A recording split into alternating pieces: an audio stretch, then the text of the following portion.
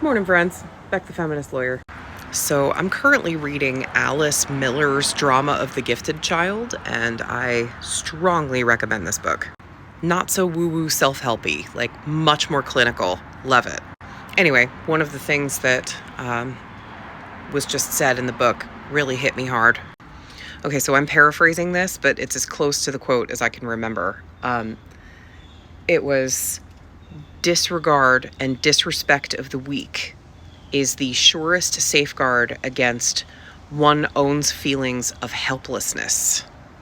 And, sort of the context of that was that people who experienced helplessness in childhood or currently experience helplessness or have some sort of, unhealed traumas, unhealed feelings of, I guess, not just helplessness, but, having been victimized by cruelty at the hands of the parents or like a misuse of power at the hands of the parents.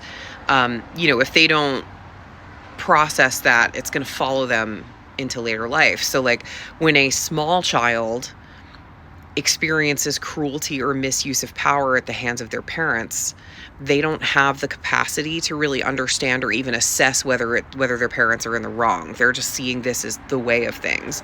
And so what they inevitably do is turn around to something weaker or smaller and try to exercise power over it. So that's why you often find abused children being cruel to animals or cruel to smaller kids, or, just seeking power over smaller kids. I know I did that. All the way up until, my early teaching career. I was power hungry. I was like, oh my gosh, I have to be in charge all the time. And part of that is because I had these, insane misuses of power over me. It was that feeling of helplessness that I needed to assuage, or I felt I could assuage by exercising power over those who were weaker or, in a lower position to myself. Constantly walking around like I got something to prove.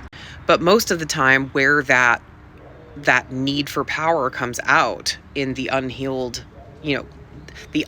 abused child who has now grown into an adult, that usually comes out at your own kids. That cruelty gets passed on to your own kids. Thankfully, I have been able to do a lot of like inner work and, therapy and actually allowing myself to experience the feelings and the resentment that comes with all of that stuff. I've processed a lot of these emotions, still processing a lot of these emotions. And I have been able to keep myself from passing that on to my kids. It's, I'm breaking cycles. So I'm super, super proud of myself.